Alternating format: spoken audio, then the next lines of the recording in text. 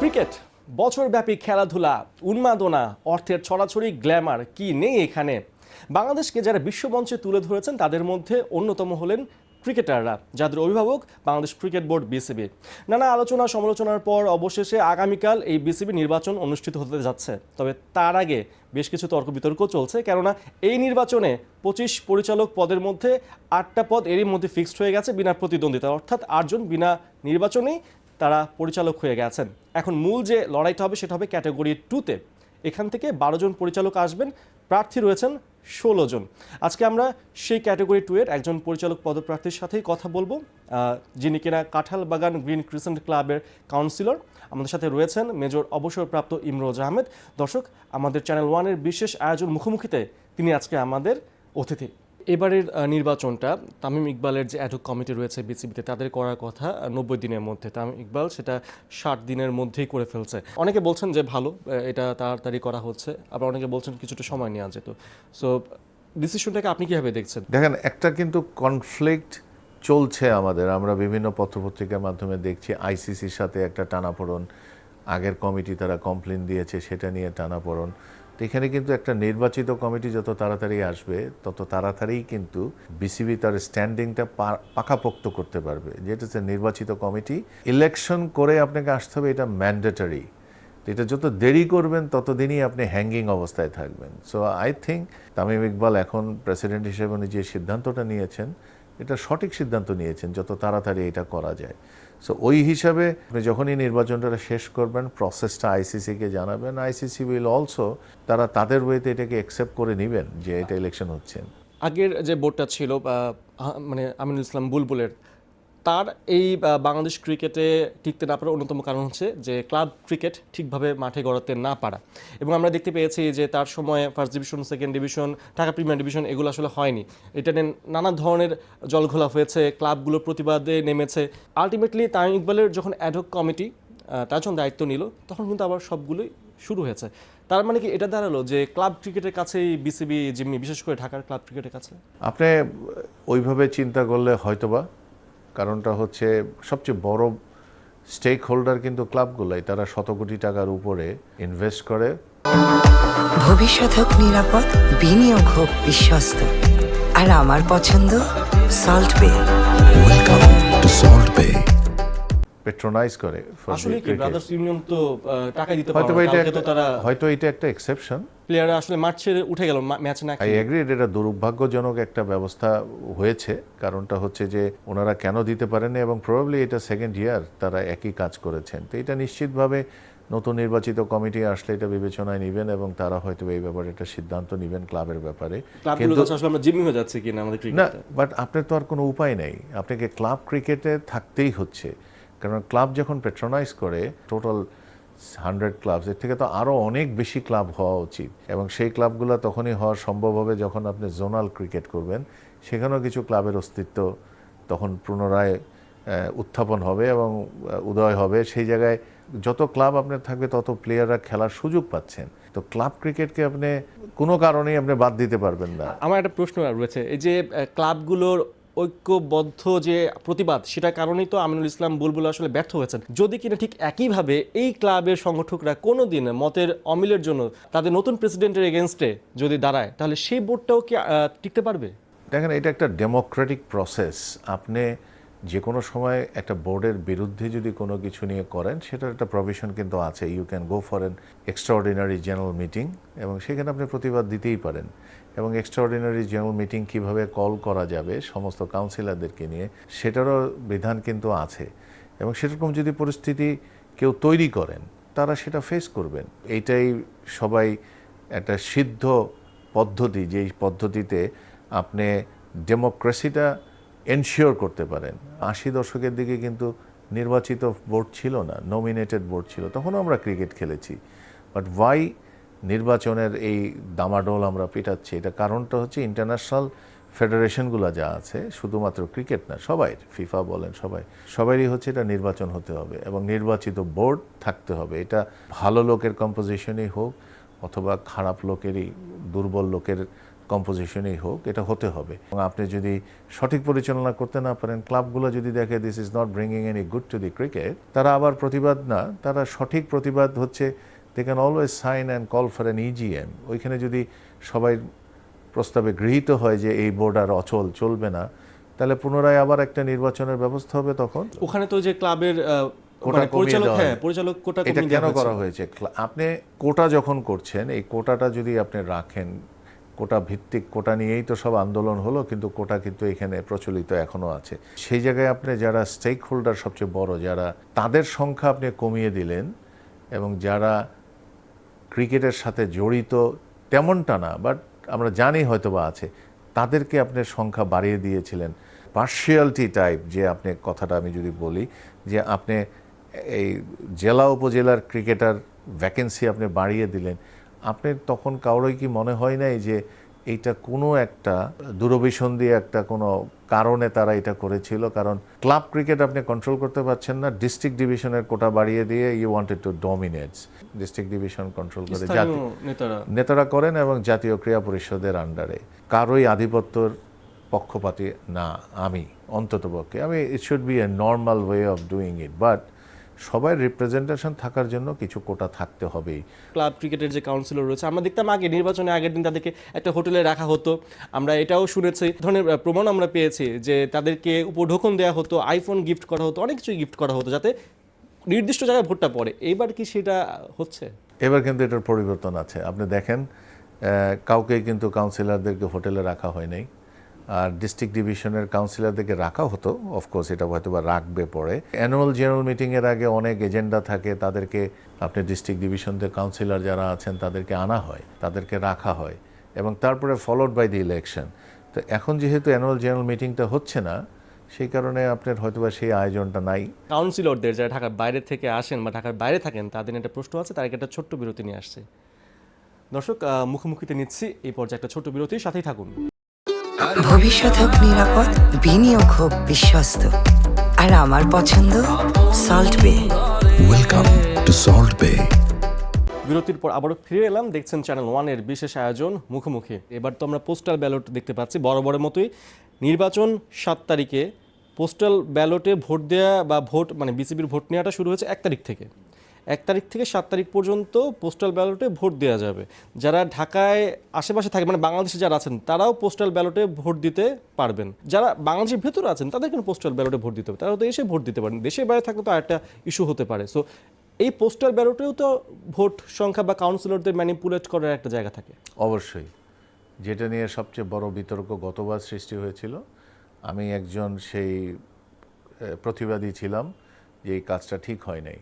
কারণ আপনাকে তখন একটা ফ্যাসিলিটিস দেওয়া হয়, it should be honestly used.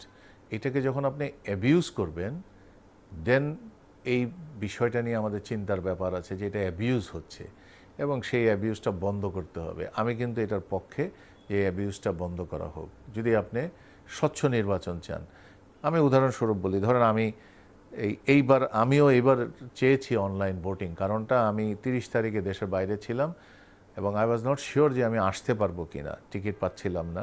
আমি আগে যেহেতু একটা টাইম বার ছিল যে আপনাকে অনলাইন ভোটিংয়ের লাস্ট ডেট রিকোয়েস্ট, তো সেটার আগে আমি নিশ্চিত ছিলাম না আমি আসতে পারবো কিনা। So I opted for voting. But আমি যেই চিঠির মাধ্যমে তাদের কাছে ভোটিং অনলাইন চেয়েছিলাম, সেখানে আমি লিখেছি যে আমি বিদেশে যাচ্ছি, আমি যদি ফিরতে না পারি আই উইল ইউজ দিস। যদি আমি ফিরে আসি, আমি আবার অ্যাপ্লাই করব, আমি অন গ্রাউন্ডে ভোটিং দিব, আমার অনলাইন ভোটিং ক্যান্সেল করে দিয়েন। আমি luckily I could come back on 4th night, এবং আমি থাকছি আগামীকাল পর্যন্ত। সুতরাং আমি আবার অ্যাপ্লাই করেছি যে আমার এই অনলাইন ভোটিংটা ক্যান্সেল করে দেন, আমাকে সশরীরে ভোট দেওয়ার সুযোগটা দেন। যে কোনো মেকানিজমই আপনি করেন, আপনাকে ওটিপি পাঠাবে, আপনাকে অনলাইনে আপনি একই কম্পিউটার থেকে আপনার ওটিপি রিসিভ করে আপনার আরেকজনের সামনে বসে আপনাকে ভোট দিতে হচ্ছে। তার মানে হচ্ছে ভোট গ্রহণ করার যে একটা বেসিক নীতি, যে এইটা সিক্রেট ব্যালট হবে, সেটার থেকে কিন্তু আপনি বঞ্চিত হচ্ছেন। আমি আর আপনি একসাথে থাকার পরে যদি আমি আপনাকে বলি আমাকে ভোট দিতেই হবে, আপনি আমাকে নাও দিতে চেতে পারেন, কিন্তু যখন আপনাকে আমি ফোর্সফুলি এখানে নিয়ে আসছি, আপনি এখন প্রশ্ন করতে পারেন কেন ফোর্সফুলি নিব। এইটার ব্যাখ্যা অনেক বড়, এটা দেওয়ার সম্ভব না। কিন্তু অনেককে আনা যেতে পারে। যদি এনে আপনি ম্যানিপুলেশন করেন, আপনি ইচ্ছার বাইরেও কিন্তু আরেকজনকে ভোট দিতে হচ্ছে, বিকজ হি ইজ সিইং কি ভোট আপনি দিচ্ছেন, তারপরে আপনি আপলোড করছেন। সো এখানে একটা ড্রব্যাক থাকে। এই যে ব্রাদার্স ইউনিয়ন পেমেন্ট দিচ্ছে না, পরবর্তীতে দেখা গেল যে অন্যান্য ক্লাবগুলো একই পথে হাঁটতে পারে, ক্রিকেটাররা বঞ্চিত হতে পারেন, তখন যদি কিনা তামিম ইকবাল প্রেসিডেন্ট নির্বাচিত হন, তখন তার পক্ষে কি কোন দিকে তিনি যাবেন, এই ডাউটটা আসলে তিনি তখন কোন দিকে কাটাবেন? কারণ ক্লাবগুলি তো তাকে আসলে এই পর্যায়ে নিয়ে এসেছে। তামিম ইকবাল বা তার বোর্ড নির্বাচিত হলে কি করবেন এটা এখনই আমার পক্ষে বলা সম্ভব না। পরিস্থিতি উইল ডিকটেক্ট যে কোন দিকে কে যাচ্ছে। বা যেটা হবে, ক্রিকেটের উন্নয়নের জন্য সবার সহযোগিতা প্রয়োজন। আপনাকে যদি আমি রেফার ব্যাক করি টু দি হকি, আপনি দেখবেন হকিতে বহু বছর ধরে লিগ হচ্ছে না। তো হকি কিন্তু চলমান, কিন্তু দুঃখজনকভাবে হকি একটা প্রমিসিং গেম, এটা চলছে না সঠিকভাবে, শুধুমাত্র ক্লাবের অসহযোগিতার জন্য। তা আপনি যদি শুধুমাত্র প্রতিবাদী হয়ে সবসময় অসহযোগিতা করে যান, then it's become a your traits, আপনার চারিত্রিক বৈশিষ্ট্য হিসাবে পরিণত হবে। বেশ কিছু রাজনৈতিক পরিবারের সদস্যরাও এবারে প্রার্থী হয়েছেন। এর মধ্যে মির্জা ইয়াসির আব্বাস রয়েছেন, সৈয়দ ইব্রাহিম আহমেদ রয়েছেন, ইসরাফিল খসরুর মতন মানুষরা আছেন, যাদেরকে আমরা কখনোই ক্রিকেট সংগঠক হিসেবে বা ক্রীড়া ব্যক্তিত্ব হিসেবে আমরা কখনো তাদেরকে দেখিনি। তো আলটিমেটলি অনেকে বলছেন, এটাকে কটাক্ষ করছেন যে বাবার দোয়া কমিটি, মায়ের দোয়া কমিটি, এটা নিয়ে সংসদে পর্যন্ত আলোচনা হয়েছে। আলটিমেটলি তাদের বিসিবিতে আসাটা কেন গুরুত্বপূর্ণ? আচ্ছা, আমি আপনাকে একটা কথা এক জায়গায় বলতে চাই। আমিও তো এদের সাথে মিশছি বেশ কিছুদিন থেকে, আগে এদের অনেকের সাথে পরিচিত ছিল না। না মানে তারা আসলেও কি আসলে তারা কোনো ইম্প্যাক্ট ফেলতে না, পারবেন? আমি একটু বলে নেই, আপনি অ্যালাউ মি। সেটা হচ্ছে, this people are very dynamic. এরা কিন্তু শিক্ষিত, এরা কিন্তু ইন্টারেস্টেড, এবং তারা কিন্তু তাদের কর্মদক্ষতা আছে বলে আমি বিশ্বাস করি। এটা হচ্ছে তাদের পজিটিভ সাইড। এখন যদি কারো বাবা, কারো আত্মীয় স্বজন কোনো জায়গায় থাকে, আপনি খোঁজ করলে আমারও কারো খুঁজে পাবেন যে তারাও হয়তো বা পলিটিক্স করে, আপনারও কাউকে খুঁজে পাবে। এখন কেউ যদি এটাকে ট্যাগ লাইন দেয়, ইয়েস ওনাদের বাবারা এখন মন্ত্রী আছেন, সেই পরিচয়ের আগে তো ওনারা একটা প্রসেসের মাধ্যমে এখানে এসেছেন। কাউন্সিলরশিপ যখন এসেছেন, দে রিপ্রেজেন্ট এ ক্লাব। তার মানে ওই ক্লাব মনে করেছে ওনার প্রয়োজনীয়তা আছে তার ক্লাবের জন্য। এটা তো ম্যানিপুলেট করে বা প্রভাব বিস্তার করে এটা তো এরকম সবকিছুতেই করা যাবে। যদি ম্যানিপুলেশন আপনি ওইভাবে বলেন, আমরা প্রত্যেকেই তো আমাদের ম্যানিপুলেশন করে আমার প্রভাব আছে, আমার ক্ষমতা আছে, আমি ওই ক্লাবের কাউন্সিলর। ক্লাবগুলোকে অর্থায়ন করার জন্য, ক্লাবগুলোকে চালানোর জন্য, প্যাট্রোনাইজ করার জন্য কিছু কিছু ক্যারেক্টার প্রয়োজন হয়, যারা এটার সঞ্চালক হিসাবে থাকেন, লিডার হিসাবে থাকেন। সেটা যদি এখন কোনো রাজনীতিবিদের মাধ্যমে সেই ক্লাবটা ভালোভাবে চলে, আমাদেরকে অ্যাকসেপ্ট করতে হবে, দ্যাটস দি রুল। বিকজ ক্লাবেরও একটা প্রসিজার আছে, তাদের একটা কনস্টিটিউশন আছে, সেই অনুযায়ী একজনকে রিপ্রেজেন্টেশন করানোর জন্য বা একজনকে তাদের ক্লাবে নিয়মিত করার জন্য একটা পদ্ধতি আছে। সেই পদ্ধতির মাধ্যমে তারা ওই ক্লাবের রিপ্রেজেন্টেটিভ। এখন সেই representative they qualify to become an BCB. এখন তো না, এই প্রতিনিধি হবার জন্য, একটা ক্লাবের প্রতিনিধি হবার জন্য তাহলে তো একটা নিয়ম থাকা দরকার যে আপনি ওই ক্লাবের থেকে চাইলে হুট করে প্রতিনিধি হতে পারবেন না, কাউন্সিলর হতে পারবেন না নির্বাচন, আপনাকে 2 বছর এই ক্লাবের সাথে থাকতে হবে, প্যাট্রোনাইজ করতে হবে, এই ধরনের একটা নিয়ম থাকা দরকার। নাহলে তো ভবিষ্যতে যে কেউ এভাবে না, আমি আপনার সাথে দ্বিমত করব না। ক্রিকেটের উন্নয়নের জন্য বা খেলার উন্নয়নের জন্য খেলা সংশ্লিষ্টদের আসার প্রয়োজন। বাট যিনি এসেছেন, আমরা কি তার ট্র্যাক রেকর্ড দেখেছি তারা ওই ক্লাবের সাথে কতদিন থেকে সংশ্লিষ্ট আছেন? হয়তোবা উনি প্রেসিডেন্ট ছিলেন না, হয়তোবা কাউন্সিলর ছিলেন না, but they is to patronise, তারা কানেক্টেড। সবাইকে ক্রিকেট খেলোয়াড় হিসেবে এখানে আসতে হবে তেমনটা কিন্তু না। আপনি যে কোনো ওয়ার্ল্ডের যে কোনো জায়গায় আপনি যাবেন, যারা প্রতিনিধিত্ব করেন বোর্ডে, অনেকেই কিন্তু অর্গানাইজার হিসেবেই আসে। স্পন্সর বা পৃষ্ঠপোষক এবং সংগঠক, এটার মধ্যে তো একটা ব্যালেন্স রাখতে হবে। মানে ক্রিকেটের তো দুটোই দরকার আমার। ব্যালেন্স হলে ভালো হয়। নির্বাচন হওয়ার পরে আপনি বলতে পারবেন ব্যালেন্স হয়েছে কিনা। এখন কি পৃষ্ঠপোষকের পালাটা ভারী কিনা? পৃষ্ঠপোষকের পালা তো, পৃষ্ঠপোষক তো ধরেন আপনি যখনই অর্গানাইজ করছেন, হাউ ইউ গেট দি পৃষ্ঠপোষক, তখন আসবে। আপনি এখনই যে একদম পৃষ্ঠপোষক ক্রিকেট বোর্ড যে ডাইরেক্টরদের পয়সায় চলবে তেমনটা তো না। বাট আপনি কানেক্টিভিটি দিয়ে আপনি যখন পৃষ্ঠপোষকতার আয়োজনটা করবেন, সেটা কতটুকু সার্থক হয়েছে সেটা যদি তখন মূল্যায়ন করা যাবে। যারা ইলেকশন করার পরে নির্বাচিত হয়ে আসবেন, তারা কিভাবে এই জিনিসটাকে ব্যালেন্স করছেন, কিভাবে কাজ করছেন, সেটা দেখার তখন মন্তব্য করা যাবে। অন্ততপক্ষে এই 2 মাসে Tamim Iqbal and ad hoc committee যতটুকু কাজ করেছেন, অনেক কাজই কিন্তু প্রশংসিত হয়েছে। এখন হয়তো বা নিন্দুকেরা অনেক রকমভাবে অনেক কথা বলবেন, অনেকে বলতেও পারেন উনি তো ক্যান্ডিডেট, এখন অনেক কিছু বলছে না। আমি অন্তত পক্ষে ক্যান্ডিডেট হই আর না হই, কোনো কিছু ভুল হলে আমি সরাসরি বলার সবসময় সচেষ্ট থাকি এবং হয়তোবা মার্জিতভাবে বলি। অনেকে যেরকম সোশ্যাল মিডিয়াতে অনেক কুৎসিতভাবে অনেক কিছু উপস্থাপন করেন, আমি সেটার পক্ষে না। এই তর্ক বিতর্ক নিয়ে তো অনেক কথাই এখন চলছে বিসিবি নির্বাচন ঘিরে। আমরা এই প্রসঙ্গে আবার আসছি, একটা বিরতি নিয়ে আসি। দর্শক, চ্যানেল ওয়ানের বিশেষ আয়োজন মুখোমুখিতে নিচ্ছে একটা বিরতি, সাথেই থাকুন। ভবিষ্যৎ হোক নিরাপদ, বিনিয়োগ হোক বিশ্বস্ত, আর আমার পছন্দ সল্ট বে। Welcome to Salt Bay. বিরতির পর ফিরে এলাম। দেখছেন চ্যানেল ওয়ানের বিশেষ আয়োজন মুখোমুখি। আমাদের সাথে রয়েছেন বিসিবিতে এবার পরিচালক পদপ্রার্থী মেজর অবসরপ্রাপ্ত ইমরোজ আহমেদ। আমরা যেটা বলছিলাম যে কাদা ছোড়াছড়ি চলছে এই নির্বাচন ঘিরে। আলটিমেটলি আইসিসির দুজন প্রতিনিধি আসার পরে নির্বাচনের পরিবেশটা কি কোনো বদল এসেছে, বা আইসিসি থেকে আপনারা অ্যাজ এ ক্যান্ডিডেট কোনো ধরনের কি মেসেজ পেয়েছেন কিনা? না, আমি অন্ততপক্ষে আমি মেসেজ পাইনি, অন্য কেউ পেয়েছে কিনা জানি না। আর আইসিসি এই নির্বাচনের পরিবেশ ওনারা পর্যবেক্ষণ করেছেন বা করছেন, এটা ওনাদের ব্যাপার। বাট এখন পর্যন্ত কোনো রকমের সিগন্যাল আপনাকে দেওয়া হয় নাই যে সিগন্যালে বলা হচ্ছে যে ক্রিকেট বোর্ড বন্ধ হয়ে যাবে, আগেরটাই সিদ্ধ ছিল। আগেরটার ব্যাপারে তো একটা তদন্ত কমিশন হয়েছিল, তারা তো একটা রিপোর্ট দিয়েছে ওয়ার দি ল্যাপসেস, এবং সেটাতে মনে হয়েছে এটা হ্যাজ বিন এ ম্যানিপুলেশন, এবং এটা সঠিক হয় নাই, স্বচ্ছ হয় নাই। সেই কারণেই তো এই বোর্ডটাকে আবার ভেঙে আবার করা হলো। তো এইটাতে আলোচনা অনেক অনেক হয়েছে, অনেক টেলিভিশনে অনেকেই কথা বলেছেন, এবং প্রথম থেকেই আমাদের যখন এর আগের সরকার যখন আমাদের ছিলেন অস্থায়ী সরকার, তখন যেইভাবে হ্যান্ডেল করেছেন পুরো জিনিসটাকেই কিন্তু তখনই গুডব্লেড পাকিয়ে ফেলা হয়েছে। তখনই যদি সবাইকে নিয়ে বসে how to go about it, তখনই যদি প্রথম করতেন, যদি নিউট্রালি ওনারা করার চেষ্টা করতেন। আমি কোনো ব্যক্তিগত কারোর নাম নিতে চাই না। আপনারা যখন ট্র্যাক ব্যাক করবেন, এখন যেরকম ট্যাগ লাইন আসতেছে, মন্ত্রীর ছেলে উনি পলিটিক্যাল কানেকশনে উনি এসছেন, ট্রু অনেকেই এসছেন, এটার ভালো মন্দ পরে বোঝা যাবে। আমরা শুধুমাত্র এটা নিয়ে চিন্তা করতে পারি হয়তোবা খারাপ হচ্ছে, ভালোটা যে হবে তেমনটা অনেকেই হয়তোবা ভাবছি না, নিন্দুকেরা তো আরও বেশি ভাবছেন না। কিন্তু আগের বোর্ডেও কিন্তু অনেক অপরিপক্ক মানুষজন এসছিলেন, তখন কি অনেকে সোচ্চার ছিলেন?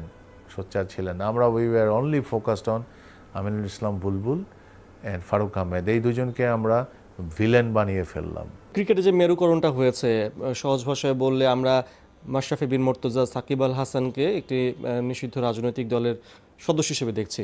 একইভাবে আমরা কিন্তু এখন আবার যারা কিনা কোচিং প্যানেলে ছিলেন, বিশেষ করে নাজমুল আবেদিন ফাহিম, তিনিও একটা পক্ষ হয়ে গেছেন বলা যেতে পারে। আমিনুল ইসলাম বুলবুল, তাকেও আমরা একটা রাজনৈতিক আদর্শে তাকে ট্যাগ লাগিয়ে দিয়েছি।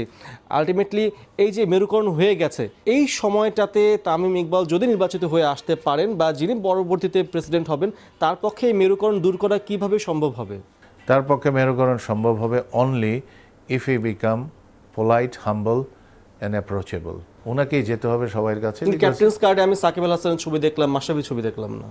আমি জানি না, এটা নিয়ে আমি বক্তব্য দিতে চাই না, কেন ছিল না বা কেন নাই। সেটা তামিম ইকবাল যদি করে থাকেন উনি হয়তো উত্তর বেটার দিবেন, আমি এটা সম্বন্ধে জানি না। তবে আমি মনে করি যখনই আপনি অভিভাবক হবেন, আপনার আচরণ, আপনার দৃষ্টিভঙ্গি ডিফারেন্ট হতে হবে। When you are a player, you are a different guy. When you are an organizer, you are a different guy. But when you are a board president, আপনাকে অনেক সহনশীল হতে হবে, ধৈর্যশীল হতে হবে। কেউ কেউ বলছেন যে সাকিব মাশরাফিকে রাজনৈতিক ওই মামলাগুলো লড়ে ক্লিন হয়ে তারপরে বোর্ডে আসতে হবে। মানে আদৌ কি বিসিবির থেকে কিছুই করার নেই? আমরা তো দেখতে পেয়েছিলাম যে নাজমুল হাসান পাপন, তিনি তার রাজনৈতিক প্রভাব খাটিয়ে 2015 বিশ্বকাপের আগে রুবেলকে জেল থেকে বের করে এনে তাকে মানে ওয়ার্ল্ড কাপ খেলালেন, এবং সেই ওয়ার্ল্ড কাপে রুবেল পারফর্মও করলো। অর্থাৎ এই যে বিসিবি প্রধানের পদে থেকেও যে একটা রাজনৈতিক ব্যাপারটা বা আইনি ব্যাপারটাতে ইনভলভ হওয়া যায়, এর উদাহরণ তো বাংলাদেশে আছে। তো কেন আমাদের বোর্ড প্রেসিডেন্ট পরবর্তীতে যিনি হবেন, তিনি সাকিবের হয়ে, মাশরাফি হয়ে তাদেরকে ক্রিকেটে ব্যাক করানোর এই কাজটা করবেন না? আমরা বলছি তো না যে যিনি হয়ে যাবেন প্রেসিডেন্ট উনি করবেন না, বাট আমরা আশা করতে পারি উনি এটাতে নিজেকে ইনভলভ করবেন। কারণ অভিভাবক হিসাবে আপনাকে মাথায় রাখতে হবে যে অভিভাবক হিসাবে যখনই আপনি কাজ করছেন, সবার প্রতি সমপর্যায়ে আপনাকে সমমানের বিবেচনায় নিতে হবে। আমি তো আপনার কাছে অভিভাবক হিসেবে আসতেই পারি আমার দুস্থ অবস্থার কারণে, যে আমাকে আপনি সাহায্য করেন।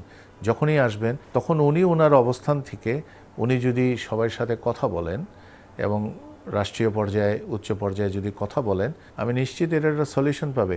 কিন্তু আইনি পদ্ধতি কিন্তু বিসিবির এখতিয়ারভুক্ত না। এইটাতে এটা তো ইনভলভ তো হওয়া যায়। অবভিয়াসলি হতে পারবে, বাট এটা উনি করবেন কিনা এটা সময় বলবে।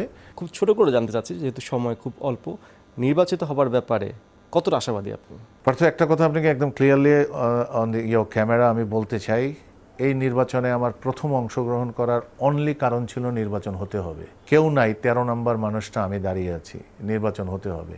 যদি আপনি আমাকে বলেন সেটার কারণটা হচ্ছে বিসিবিতে একটা স্বচ্ছ নির্বাচন হোক, এটা আমার সবসময় একটা আকাঙ্ক্ষা এবং এটা যেন হয়। এটার হয়তো আপনি বলতে পারেন আপনি কি একমত? না, আমি না। আমি সার্চ কমিটিতে কাজ করাতে প্রতিটা ফেডারেশনে খুব ক্লোজলি আমি অনেক কিছু দেখেছি, তাদের দুর্বলতা, সবলতা, তাদের কর্মক্ষমতা, অনেক কিছু নিয়ে দেখেছি।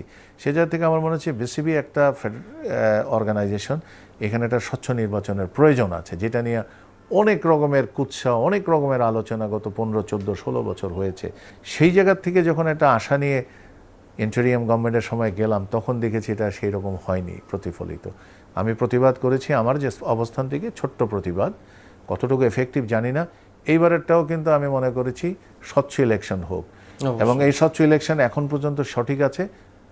নির্বাচন ইজ এ নাম্বার গেম, আপনি জিততেও পারেন, আপনি হেরেও যেতে পারেন। আমি অন্ততপক্ষে এটাতে কোনোভাবেই মনে করব না যে এটা ঠিক হয়। রেজাল্ট যাই হোক, আই উইল অ্যাকসেপ্ট। অনেক ধন্যবাদ আমাদের সাথে থাকার জন্য। Thank you Partha, thank you. দর্শক, চ্যানেল ওয়ানের বিশেষ আয়োজন মুখোমুখিতে দেখছিলেন আজকের বিসিবি নির্বাচন নিয়ে আমাদের কথা। আমাদের সাথে ছিলেন ক্যাটাগরি 2 থেকে পরিচালক পদপ্রার্থী মেজর অবসরপ্রাপ্ত ইমরোজ আহমেদ, এবং আমরাও এখন দেখব যে বিসিবি নির্বাচনটা কেমন হয় তামিম ইকবালের অ্যাডহক কমিটির আন্ডারে। সবাইকে ধন্যবাদ আমাদের সাথে থাকার জন্য।